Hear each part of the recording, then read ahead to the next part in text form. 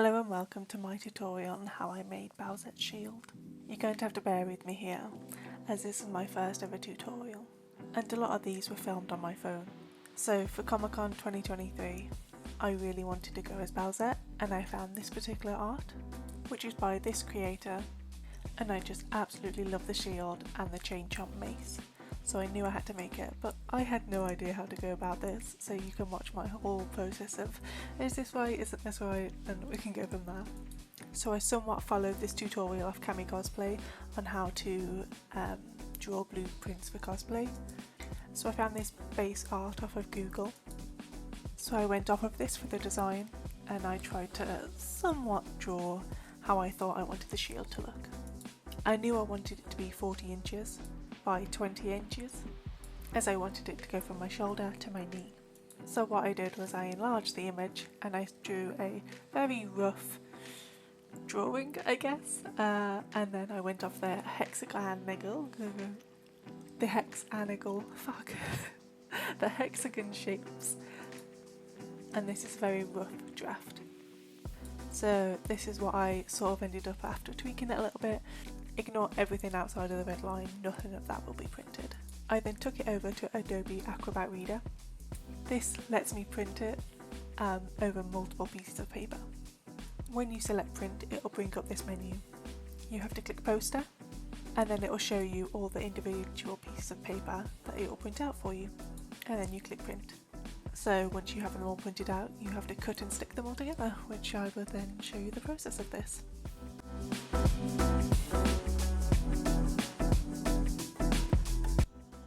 And here's where you can see that my rotary blade completely breaks on me, but I put it back together and crack on.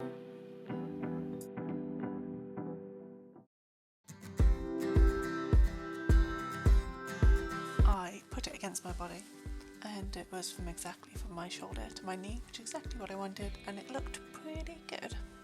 So I started on the process of cutting out all the hexagonal, nope, still can't get it. I started cutting out all those shapes. And cut did I.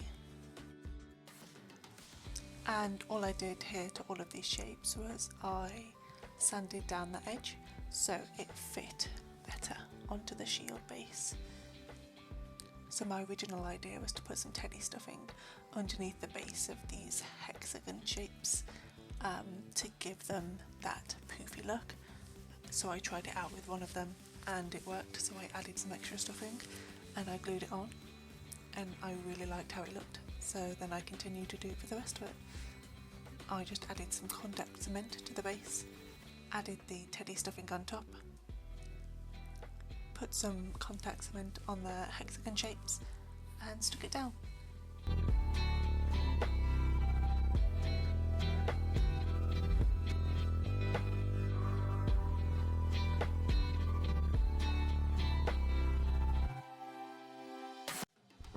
I've been attempting to make spikes. I'm not very good at making them yet, so I did some trials of what I wanted, and I sort of did a cone and I didn't really like it, and then I did a spike like this and I didn't like it either. I felt it was too long and didn't spike the correct way I wanted, so I tried to just shove some foam together and I came up with this. So these are the two sides, this is the bottom, and this is the thing that goes over the top. So this is a very rough draft of it.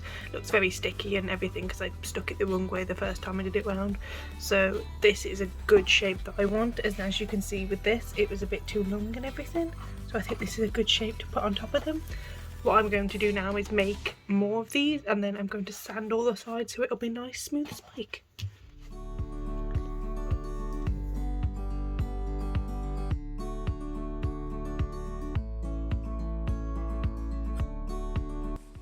After cutting out all of the individual spikes, I put contact cement on each of the corners and just stuck them together.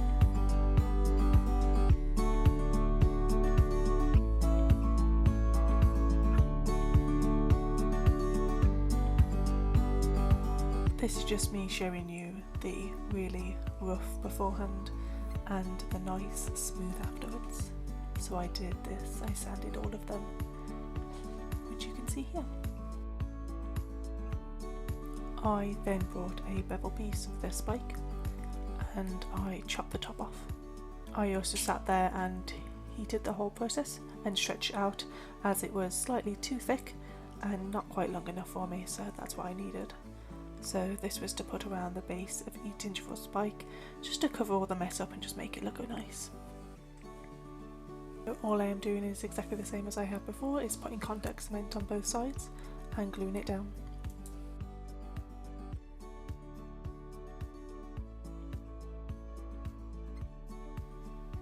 Once all of that had dried, I had brought another bevel piece which was slightly bigger, but I kept the spiky side on this time, and this was to go around all of the sides again, just to cover all those seams up and give it a nice finish. Also, because my crafting isn't perfect, there's a lot of holes missing, so what I did is I got some foam clay and added it to all the bits that needed it, so all the holes and imperfections, and then I just went around and sanded it once it had dried. Now this looks really weird, it looks like I've put my crafts in shibari, but as it wasn't a very high density foam, I had to come up with a solution to keep it curved. So you can see myself there, I've put some belts around and heat gunned the back, but this didn't work obviously, because why would it? So I had some old metal wires, and all I did was roughly cut some foam out and stick the wires to the foam. I then stuck it to the back while it was still in those belts. This eventually gave some structure to the piece.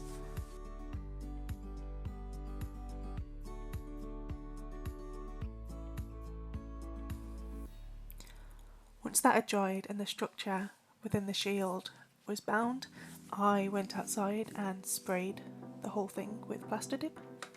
As you can see, I didn't have much plaster dip left.